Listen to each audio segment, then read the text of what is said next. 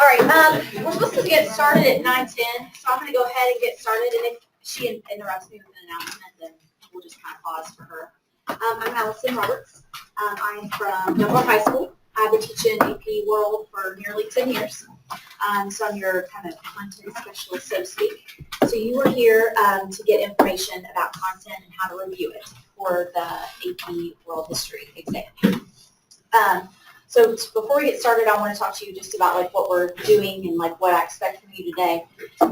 This isn't school. Are you starting? Or yeah, I'm just going to go ahead and start. And if I hear some announcement, then I'll pause. Yeah. So it's not school today, so if you need to go to the restroom or something, just feel free to just kind of walk quietly out there. Just don't cause a lot of disruption. Your cell phones, this is optional. So if you would like to be on your cell phone and like texting and doing all that kind of business, then just don't come. Just leave. You can go text somewhere else. Go to the mall, like McDonald's. It'll be fun. I don't know. Someplace interesting. Right, I'm like the mall. Wait, that's in Lexington. What's fun to do here? Nothing. Okay. So maybe just stay in the room and, learn something. You already woke up. You might as well do something productive with your day today. If for any other reason, like you need to get a drink of water or whatever, just, like I said, just walking out, walking back in. No big deal. We're going to treat this sort of like a college class today. Okay, are you feeling excited about that? Or scared? Scared or excited? All right, so what we're going to talk about, here's my kind of list of things. There's not really a bunch of space, and I don't want to erase anything on the board for Ms. Sunset. So what we're going to be talking about is kind of an inquiry into this really large question, which is, how do I study for this exam? There's a spot here, or you can sit back there. It doesn't matter. Just move my scarf off of that chair if you decide to. Yeah. So what is the exam like? That'll be the first part that we tackle. And I'm going to really just be focusing on the multiple choice questions because there are other sessions that focus on the essays. How are the questions written? So I'm going to give you we're going to analyze what the test is like so you know exactly what to study and how to study that.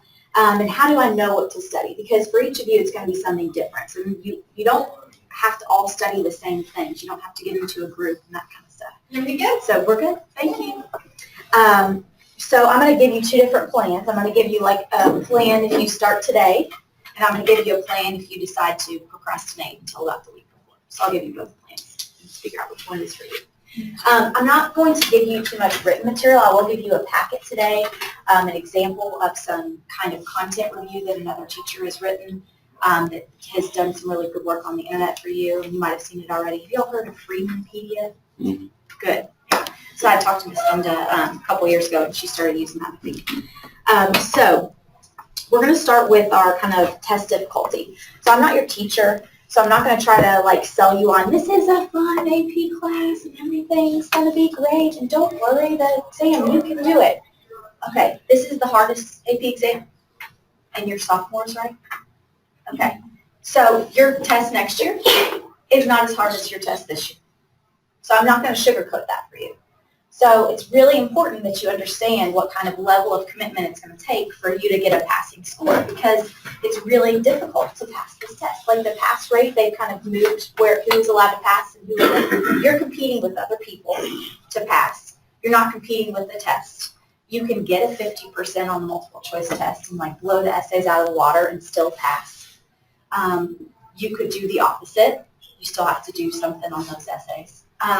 So there's a lot of strategy that goes into this test. This is a marathon. It's the only test left, the only AP test left that does 3 full essays and a full set of multiple choice questions. So it's, quite a bit to tackle. So that means that you have to prepare for this, and I don't know, are there any people in this room who have done some sort of really long task or any athletes? Okay, so if you are not an athlete, or if you have kind of seen a goal for yourself prepared, like for an athlete, it might be like at the end of the season, you want to do this. Or for a track runner, it's like, okay, I want to be able to run my 800 meter in this many minutes. So you have to sort of backward plan. How am I going to get to that place? If I'm going to run a marathon, how do I get there? So you start with just running a mile, and then you run 2 miles, and then you run 3 miles. And every weekend, you build your runs to a little longer until you get to a place where you can run a marathon. That's what you have to do for this test. And that's kind of what you've been preparing for each day. Whenever you're in class, you're preparing for all of the skills that you need to be able to, use in order to tackle that at the end of the semester. So there are varying types of people in this room. You know who you are. You're about to hear these things. Like some of you guys are what I would call the try-hards. I'm going to try really hard, and I don't really believe inside of me that I'm like super smart, but I know that I try hard enough that I'm going to make up for all of that stuff. Okay, that person, or the Renaissance person. Like you're kind of good at everything, not like shining star one thing, or kind of the person who feels like they are intellectually superior. Things have come easy for you. No matter what type of person that you are, you're going to have to approach studying this in a different way, because no matter what, you're going to come across something that's going to be difficult for you. You're going to either come across some period of time that's difficult for you, a type of essay that's difficult for you, a type of question, and nobody's perfect. So whenever you all are rallying around each other to kind of tackle this stuff and study, you have to take into consideration, which persons that you're studying with. And you're going to have to sort of build each other up, because some people are going to lack more confidence than others. Because like I said, this is a pretty big task. Okay, so what I'm going to start with is what is the exam like? And I'm going to focus on the multiple choice questions, because like I said, the essays are in other sections. And I'm going to use one site and one kind of one site that's got tons and tons of links to it that's going to really help you. Okay, so all I did was, back up here, I went to Google and I just wrote in AP World Exam periods, because you know that they separate them into periods of time. And the very first thing that, the third thing, that comes up is on AP Central, the AP World History Exam. And hopefully you guys have seen this website because you kind of frequented it before. And so what it does is, and this should not be any surprise for you, but I'm just going to remind you, it tells you what the format of the assessment is. So it tells you that there are 70 multiple choice questions you have 55 minutes for. And that's 50% of your exam score. And then there are 3 questions for a free response, 130 minutes, and that's 50% of your exam score. Now, like I said, I'm going to focus on the multiple choice questions, but I do want to kind of direct your attention to this website where it says, where it kind of gives you all of the sample sample essay questions that you've seen, so all of the released exam essays here, and they'll talk about that in the other sessions. It'll even give you sample responses that students have written. Are you all familiar with this at all? No? Okay, so you can open up, the free response questions from last year, and you can guarantee yourself that those are not going to be the free response questions for this year. So you can at least eliminate some things that you need to study for essays and such. But as far as the multiple choice questions go, they really don't do as much for you for that. So we're going to go here, which it says multiple choice questions. For sample multiple choice questions, refer to the course and exam description, and we're just going to click right there. And you can very easily type in AP World History course description, same exact thing. All right, and so if we kind of flow through this PDF document, it gives you a bunch of descriptions over what, what the exam is like. So I'm going to just pause here for a moment. So there are those 4 historical thinking skills. So they test your historical thinking skills with multiple choice questions, and I'll show you some examples for that in just a moment. Course themes. These are just the SPICE or sprite charts that you've done before. That's just what this is broken down to, like interaction, culture, state building, expansion, that's politics, or economic systems. So there's the E part. And then, of course, you already know this, the periods. So you guys are probably somewhere around this section here, correct? Yes. All right, so when you look at this long PDF document, you can scroll through this on your phone. It's really easy to just kind of send yourself this, or even not send yourself to, go through these links here. Sorry, just going to keep scrolling.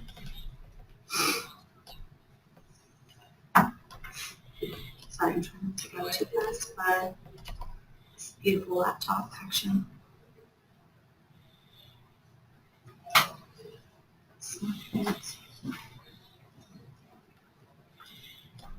Okay, so the first thing that you're going to see here that's kind of importance is these world regions.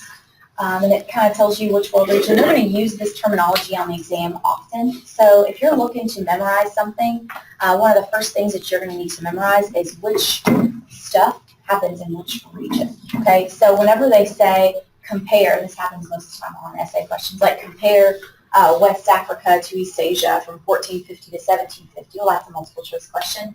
You're going to need to know, okay, wait, where, what? Like your West Africa, okay, California, West, got the West part. And then if you say, okay, East Asia, what countries is that? Like, is that China? Is that India? What in the world? So this map right here, so again, this is in this document that we're talking about, is of some importance whenever you're talking about references in multiple choice questions.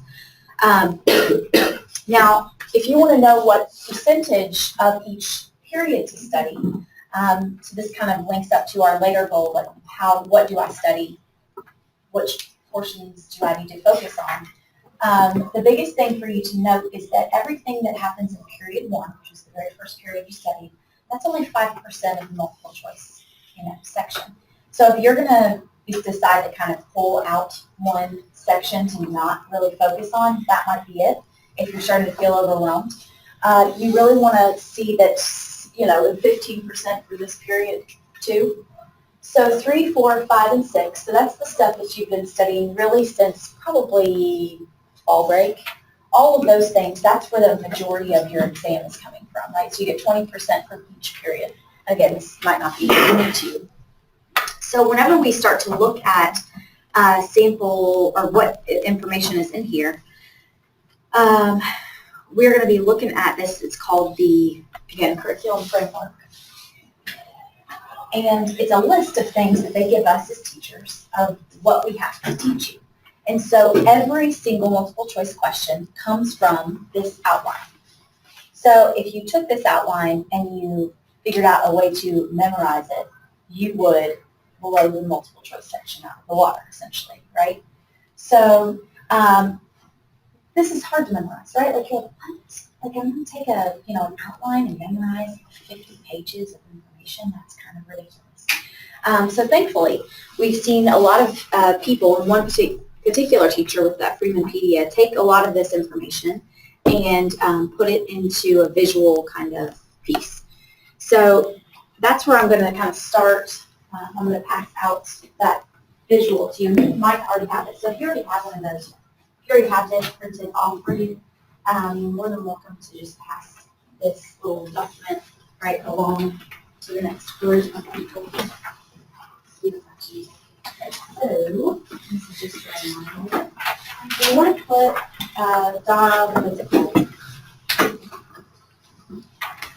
key concept 1.2. That's the side that you don't face up. So this looks like this. That's what you want to look at.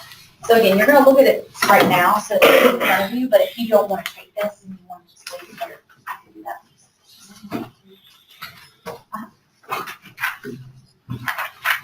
Now I'm going to put this on the screen also. All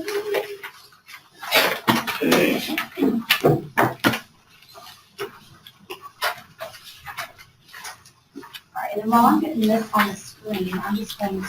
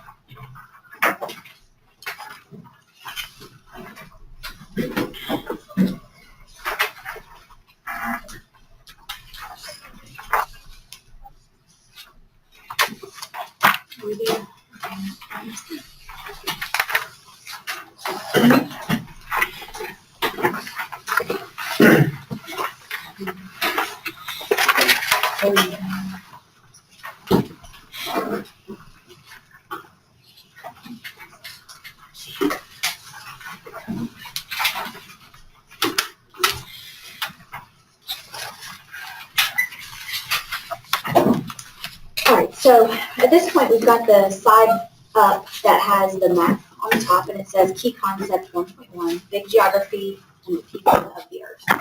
And this is information that is very old, right? So stuff that you haven't studied for a really long time. So whenever the people go through the College Board, they write these multiple choice questions. They make sure and they vet them through the document that I've just showed you, the really long outline document.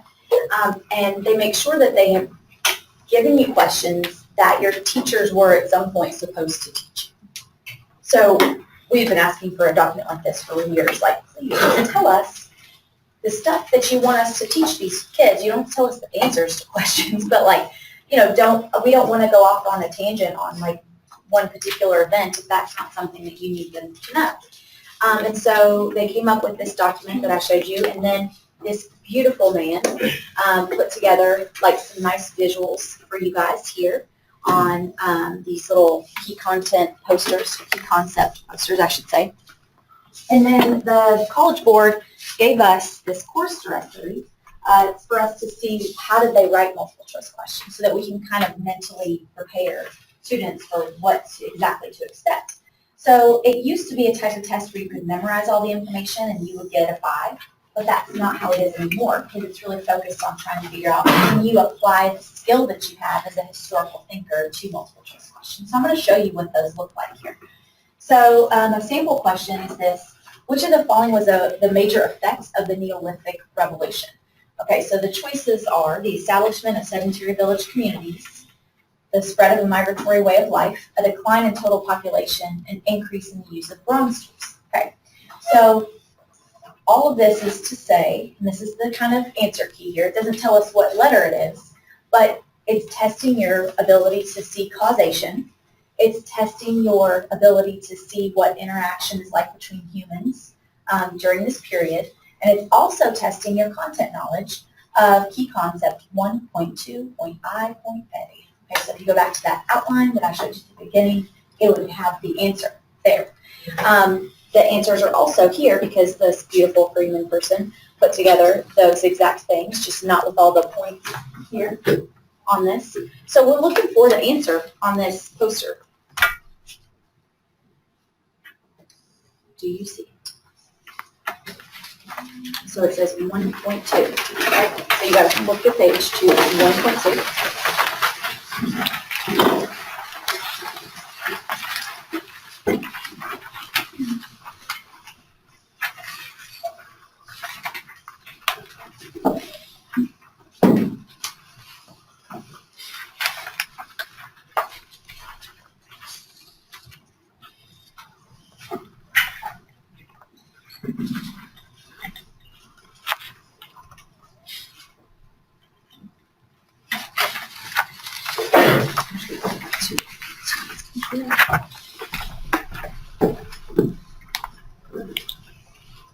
This is the part whenever you start studying with other people or you have a full class.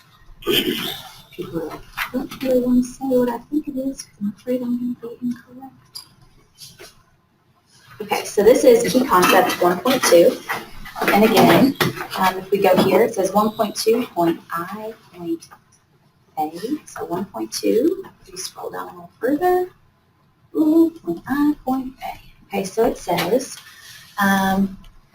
possibly as a response to climate change, permanent agricultural villages emerged first in the lands of the eastern Mediterranean. Agriculture emerged at different times in all these different river valleys, right? Okay, so this is what the College Board says where the answer key would be, right? And if you're looking here, it doesn't have that exact wording, right? So the question is, are these better to study or is this better to study? So it really just depends on the time frame, like how long you got to study. If you decide you're going to take the long approach, like the 6 to 8 week approach, then you're going to want to use this, right? Because you want to get used to this type of wording.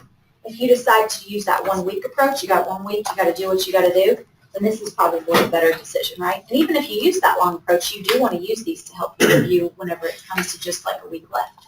Okay, so if we know that that's 1.2.I.A. Okay, so which of the following was a major effect of the Neolithic Revolution? All of us should be able to easily answer The answer is A. Now, if you don't know what sedentary means, then it's like, oh, now I've got a separate problem about WHAP that I don't need. Sedentary. So they use that verbiage in that outline. So sedentary meaning kind of settled village community, so people stop roaming around and they just settle in one place. Okay, so that's a causation type of question. And causation types of questions are generally easy to memorize, right? This is, if you memorize that information, you get that question right. But that's not all the types of questions that we've got. So sometimes we ask comparison questions. We are asked comparison questions. So I'm going to direct your attention to, we'll do another causation question, number 2, real fast, and then we'll move on to number 3. Okay, so it says, which of the following occurred as a result of the development of agriculture in societies that previously relied on hunting and gathering? So we're trying to figure out which one of these things happened. Is it the conditions for women improved? And that way everyone should like laughing. That just never, that's never an answer, sadly. Okay, the incidence of disease declined, population density increased, degradation of the environment lessened. Okay, so if you just use your common sense, you can kind of pull out a few things, right? Because you're like, okay, when people started farming, degrading environment lessened. No, because people are messing with the earth more, right? Okay, so that's not true. So it kind of leads you into the incidence of disease decline. So you got more people in one area. No, disease isn't going to decline, right? People are going to just increase in disease because they're just going to start, bigger families and being all together and whatnot. So that kind of leads us to see the population density increase. Now we go back to this curriculum framework, and it tells us the answer keys in 1.2.2.A. So let's go back to there. 1.2.2.A. And it says, pastoralism and agriculture led to more reliable and abundant food supplies, which increased the population. So are you all seeing like, oh my gosh, there's an answer key, right? There's an answer key. It's like, and they give it to you. It's online. Like you can print it off. It's on your phone. It's everywhere you need it to be. It's even in here, right? So it's even on these beautiful little pieces of poster paper. So how are you going to go about dealing with that, right? And so there's a lot of different ways you can go about dealing with what you need to memorize, because you're still like, part of this is kind of, if you're into the memory game, is that you can still do this. So the question is, how do you study? And everybody's going to study differently.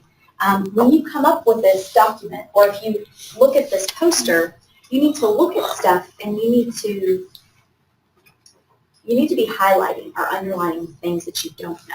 Because the stuff that you do know, you don't want to waste a bunch of time on, right? Because you don't have all of the time in the world. It's slowly getting, smaller and smaller. So you really just want to look at what you don't know. All right, so what we're going to do now is you're going to look at this one, 2.2.4, so 2.2. All right, so move your poster to 2.2. See it? This is what it looks like. So you're wondering if your kind of copier or the toner started getting a little rough. This is what we're looking for. All right, so this poster right here. All right, so I want you to review the poster for a moment. I want you to look at it. I want you to either underline, highlight, put little stars on the stuff that you're like, I don't remember that. Not at all.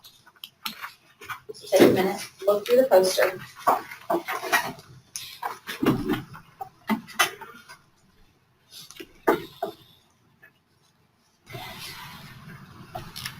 All right, so moving on to this question here, number 3. So this is question number 3. It's a comparison question.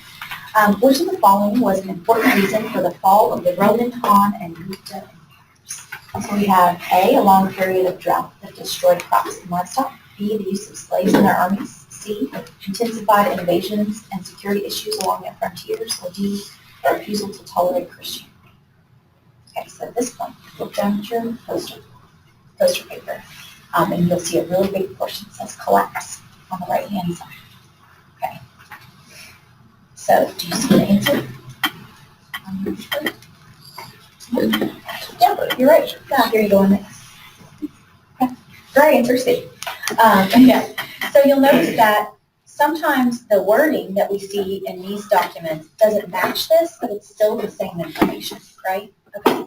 So sometimes it does. Intensified invasions and security issues. If we look at the curriculum, the framework in the format of the outline that I was talking to you about, that leads us down to why did it happen, right? So that's down here. All of these 2 points. Okay, so you'll notice it says here. Environmental damage was one reason, and external problems along frontiers was another issue. Okay, so I want to direct your attention to this portion really fast so you can see the difference between this and this poster. So what they tell us as teachers to do is they want us to teach kind of these themes sometimes, like why did all of these things collapse? There's really not going to be a question over why did this particular place collapse, because they want you to be able to see overall during the classical period, why did groups kind of see a decline? Why did all these empires see a decline around the same time? And so you'll notice that over here it tells us, this is for teachers, but I'm giving you the teacher document, right? Teach one illustrative example of external problems along frontiers. So you only have to know about one of these, right? And so what you'll notice about this document, where it says just one, it actually lists all of them. But if you notice, like you're looking at one of them and you're like, I literally have no idea what this group of people is. It's because we only have to teach you one. Because the only time that you're going to see it on the multiple choice exam is you're going to see it as like a group of things. So it's going to say, just like it was worded there, how did the, I'm trying to look back at that question. It groups them into a group. How did the Roman, Han, and Gupta empires, why did they fall as a whole, right? Okay. Now, this could also appear as an essay question. I know that the essay people handle this a little bit more, but there could be an essay question that says, compare the reasons why these two empires fell, right? And the idea is that you've at least learned about one of them and you could expand on them. So the more that you know, the better off that you are whenever it comes to the essay section, but when it comes to the multiple choice section, you really just need to know these overarching themes in a lot of ways. Now, I'm going to show you that this question appears every time, and you all are going to laugh when you think of it to yourself. Oh my gosh, she's so right. This question will appear on your exam too. There's always a question about why did empires fall, because it's that important, right? So this is our 2011 release exam, number 4. Which of the following contributed significantly to the fall of both Western Roman and Han empires? See the same answer? So it's still D, right? It's just worded differently. So all of these questions, you can only come up with so many ways to ask these questions. And you can only come up with so many ways to do this multiple choice, to test it in a multiple choice fashion. So you have all the tools that you need to memorize this stuff. The issue, whenever I started this whole session with, and this is the hardest task that you will ever, take on. The reason why it's so difficult is because it's literally from the beginning of population till now. So that's an extensive amount of material to cover, right? And the part is not the memorizing all the material. That part's not as hard as it is mentally that day. The test is so long. And so by the time you get to the second day, you're like, what is life right now? Is this? This is horrible. I'm brain dead. When you finish the test, you'll be like, I don't know what happened. That's how crazy this just was, right? So we have to get you into a place where you're used to this type of challenge. Just like whenever you finish running a race, you don't want to be the person who finishes the marathon and can't walk for 4 days because you didn't prepare, right? You want to be the person who finishes and you're like, I'm going to need to take a break and rest for a few days, but I can still walk, right? Everything's still okay. So that's where we're at. Now, when we go on to our next portion, we're going to do a similar type of thing for another section. We're just going to keep looking at different types of questions. Okay, so far I've shown you the kind of easy types of questions, those comparison and that kind of stuff. Now, when we get to some harder questions, those are skills. Hello, whatever happened here. Those are the types of things that test your skill. Okay, so here's a type of multiple choice question, and your teacher might have used this on your exam before. The reading types of questions, okay? So those are the kinds that if you're a good test taker, this should excite you. You're like, oh, I don't need to know, I don't need to use my memory. Like I can just get the information from what's on the test. And that does happen for a good portion of the multiple choice questions. Those aren't the ones that are the scary ones though, right? Those are not the ones that you come across and you're like, I don't even know, right? This is more like the ACT. So you've got two reading passages. This is a favorite thing for this history, this College Board to do. And it asks you, how does the second passage not support the first passage? So how are these different, essentially, right? And so then you've got some choices, and the key concepts are still covered. Like they ask you questions or they give you sections that are about content that you should know, but it's really testing your skills, your writing skills. So this is like if you were writing a paper, you had your thesis, tell me about the counter argument, right? And so these are really long. So you need to memorize enough stuff that you collapse enough time that when you get to these questions, you can just kind of like, okay, I'm going to read these carefully and choose wisely because you can't memorize this stuff, right? So that's the strategic part of this multiple choice section. So I want to give you a moment to read this so you can kind of see what we're looking for. And I'm going to scroll down a bit so you can see the whole thing. So take a moment. Now pause. So everybody look down for a second. And I'm going to tell you how much time, like in the general, let me get together. Can you zoom in a little bit on? Can I zoom in? I can't. Hold on. Zoom. Let me get you a little zoom. Okay, hold on. Let me move this away. I think that's actually the top of it anyway. Oh. All right, so what we're going to do is I'm going to give you a little timer, right? So you know exactly what it is. If you break down all of these questions, you have 70 questions. You've got 55 minutes. That means you've got like less than a minute, right, for every single question. So I'm going to go ahead and stopwatch you, and I'll tell you whenever the time is up for less than a minute. So I can explain to you how important it is that you memorize enough stuff that you give yourself more than that much time for this. Okay, here we go. And stop. Okay, so have you read through the entire question? Okay, so you got to see how fast are you reading. Not all of you read at the same speed, right? And then did you have enough time to really look, make a good choice, and then look back through up to the reading? The answer is maybe some of you guys are fast readers. So take your time now. Finish the question. Make a good selection. Okay, stop. So if I gave you the pause, give you the directions, pause, that was about a minute. Okay, so you don't have a minute to spend on a question like this. And you're going to get tired after a while, right? So you're reading. So how do you prepare for questions like this? Well, just the same way that you prepare for the ACT. That's one option, is you read questions and you try to test your knowledge. But a really easy way to prepare for questions like this, best thing ever for people who are in AP classes, just read. Just read books. Because as you're reading, your reading speed gets faster and faster, right? And you start to see words that you've never heard. So on your relaxing time, whenever you really want to just like listen to music, maybe just pick up a book that you want to read. And that's it. Like that's how you prepare. Does that make sense? Okay. So the answer to this question, do you all feel comfortable? Right? Okay, so D is the right answer. Okay. So when we go down to other types of questions, we've already looked at comparison and causation questions. You'll notice that there are the percentage of comparison or causation questions.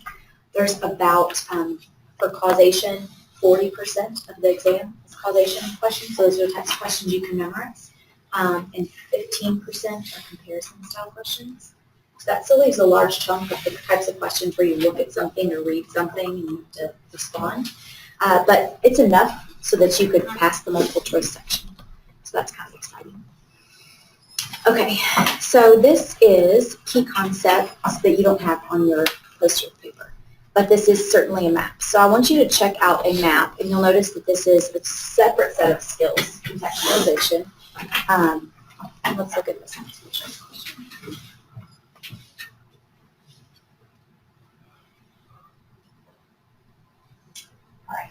So on a question like this, you kind of have two options.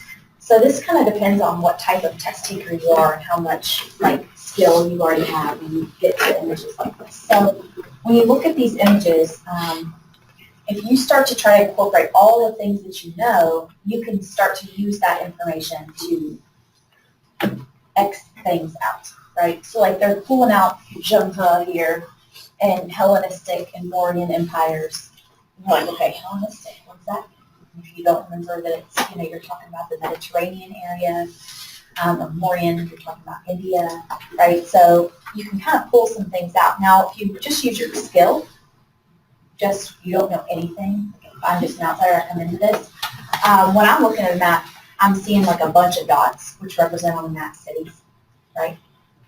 And so that can help me pick B, which is the right answer, right? So the growth of new cities.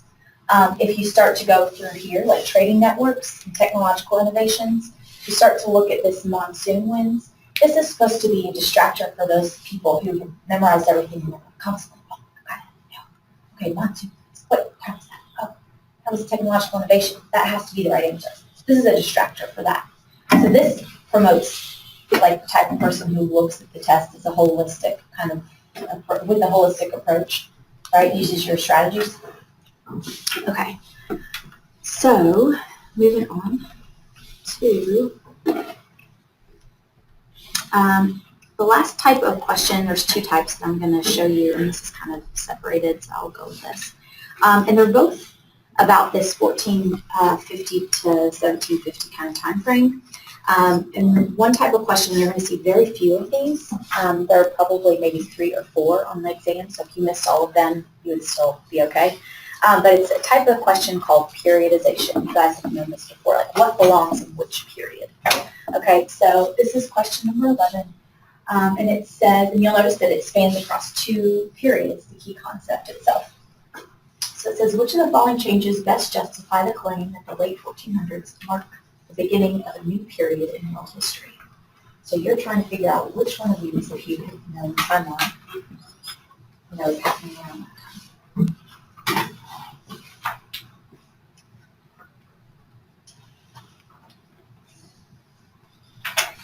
Okay. So periodization is really great for those of you who see history and a timeline in your head, right? And so this question is really talking about the late 1400s, so it's 1450 and after, and which one of these developments happened. So if you are looking at this and you pick an answer like new religious movements, then maybe you didn't remember that all those new religious movements happened really between, like in that period too, the classical period, that's when most religious movements happen. Actually, I think in your beautiful key concepts, if you are open to 2.2, just flip your paper over to 2.1 and you'll see all those religious symbols. Okay. So this is whenever most big religious movements happen. So that's not the late 1400s. So in the rise of the Aztec and Inca empires, that's just testing, did you know when that happened? Like, did you think they only existed whenever Christopher Columbus came over? It was like, oh, they're in existence. That must be whenever it happened. Right, that's what it's testing. So then you kind of are separated only into like B and C. That's the only options that you have left, right? So the economic recovery in Afro-Eurasia after the Black Death, and the incorporation of the Americas into a broader global network of exchange. So it's like, okay, which one of these two things happened? So now you got to memorize the date. When did the Black Death happen? Did you all have that memorized? Is that important to memorize? Maybe. Like can you incorporate that into an essay? Depending on what the essays are about. So that's the kind of gamble in this test is, you've got all this content to memorize, but you also have to kind of consider where did it happen. You need to be able to take events and drag and drop them into that appropriate period, right? And so the Black Death happened around 1348, which is really great. If anybody likes that movie Ratatouille, there's a great film short to the extra scenes if you're interested in that. I know that because I'm a teacher. And if you know much about that, in 1492, Columbus sailed the ocean blue. right?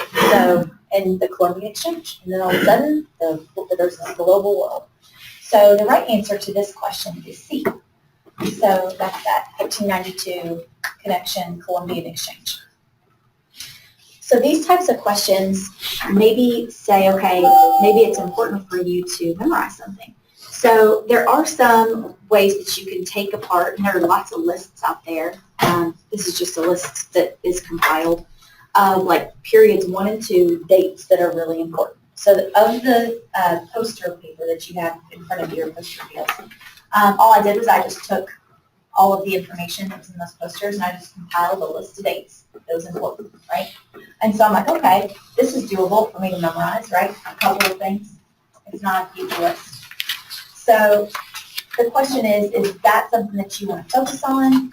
Is periodization really going to help you? If it's just that many questions, I think no matter what, if you are able to drag and drop events onto a timeline, it's going to help you in some way. So there is a little bit of kind of that memory portion too, is the timeline part. Okay, and then we're going to go on to the last type of question that I'm going to show you today, which is the continuity and change over time, and it's about the same concept that I just asked you about, which is the Columbian Exchange. So this is number 12.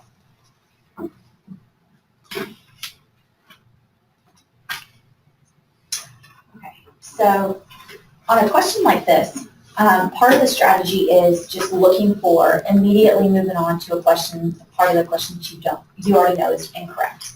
So sometimes whenever the right answer choice is A, we still find ourselves going on to B, C, and D to double check ourselves, right? And so we want to kind of minimize that as much as possible. And the only way you can minimize that is to have full confidence in your content knowledge, right? So, and you don't have to read the full parts of these questions because there will be many questions that have a long part. So you're just, if it's 2 parts, if it's got these semicolons here, then just look at the first part and start to eliminate answers. So whenever it says the Western Hemisphere technology to Africa for part B, you're like, okay, kind of, okay. And then we've got African food to Europe, like, what? Right, so that should kind of be your turnoff. European food to the Western Hemisphere, you're like, okay, yes. Western Hemisphere diseases to Europe, yes. African population, Europe, oh yes. Like that happened, that was a big deal. Triangle trade, right? Or this one, European technology to Africa. And you'll notice that they kind of play with that here. Western Hemisphere population to Africa, you're like, no, right? Not really. So then you move on, African population to the Western Hemisphere, which you're like, okay, Western Hemisphere food to Europe and Africa. You're like, kind of African and European diseases to the Western Hemisphere. You're like, oh, kind of that too. Did you see where it's like, A, D, where do I know? So that's where you have to actually memorize. Thank you. All of those. Oh, thank you. So whenever you're looking at questions like this, it's kind of important that you know the wealth of information so you can kind of separate and pull out information that you don't need. Okay, so now I'm going to talk to you about one other portion, like one other strategy portion of your multiple choice and memorizing, getting yourself ready for the content portion of this exam. So whenever we look at our multiple choice section, and I don't know if you already have noted this in your classes or not, so I'm just going to kind of reiterate that, if so. This test, multiple choice, tries to make you cry. It's an attempt to see how soon until you buckled, right? So it's let's just see how far we can push somebody, right? Because we don't want anybody to get a 36 on the ACT. We don't want to get, a perfect score on the multiple choice section. So we've got to really smoke screen people. How are we going to do that? And so what they decided to do is they're going to cycle the periods of time.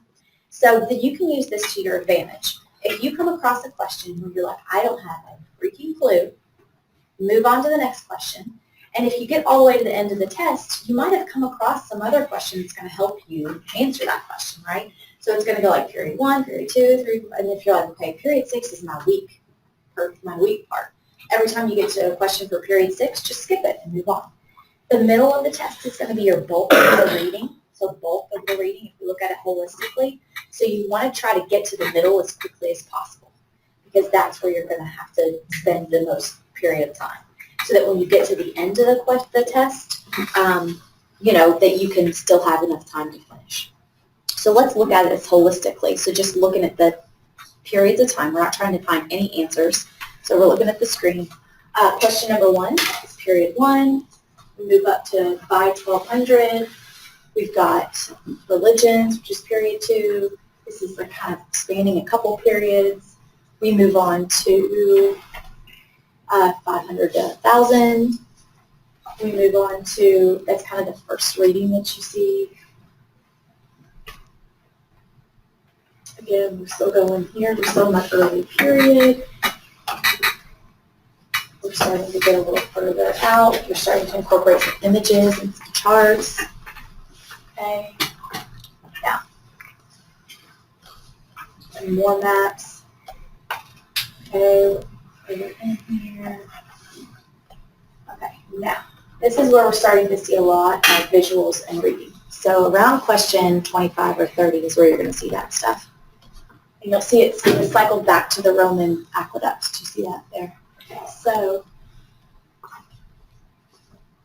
they're going to fill your page up to visually mess with you when it gets to the middle. So did you see earlier in the test where there was just one visual, one question? When you get to the middle, they are not playing around. There are 6 questions on this thing, and 2 of them are these long readings. And then 2 of them are these long kind of questions. So you have to get yourself to a place where you know that that's coming so that you can be like, haha, I already knew you were going to bring this, and I'm going to bring it too. Like, I got this, right? So whenever you look at this, you are visually ready. So CDC, we're going to do it for 2 pages in a row. And that's going to be when you want to kill yourself. Really. Like, you're going to be like, the lady told me, question 41. That's where I'm at, and I literally want to murder someone. Okay? And then they're going to give you a nice little break. Like, oh, here's 47. Here's a map or a chart. Let's just chill out for a minute. And then they'll be like, and now back into murder. Right? Okay, so do you see what we're talking about? And then they're like, oh, wait, let's just add another thing into another chart. Let's just give them one more thing. And then the rest of the test isn't going to be as bad. But that doesn't mean you need to give up at this point, right? So this is our ending. And then that last page, almost. We're like, let's just see who's still paying attention. Here are 4 readings. And let's just see what you can do with this, right? Okay, and that's what I'm talking about whenever I say a marathon, right? So you got to be ready for this so that whenever you see it, it doesn't surprise you. It's just going to make you smile. So you're in the test and you're like, that's funny. And then you're going to be like, well, you won, AP test person. You won on that one. 68, 69, 70, I have no idea. CCC. Like, literally no idea.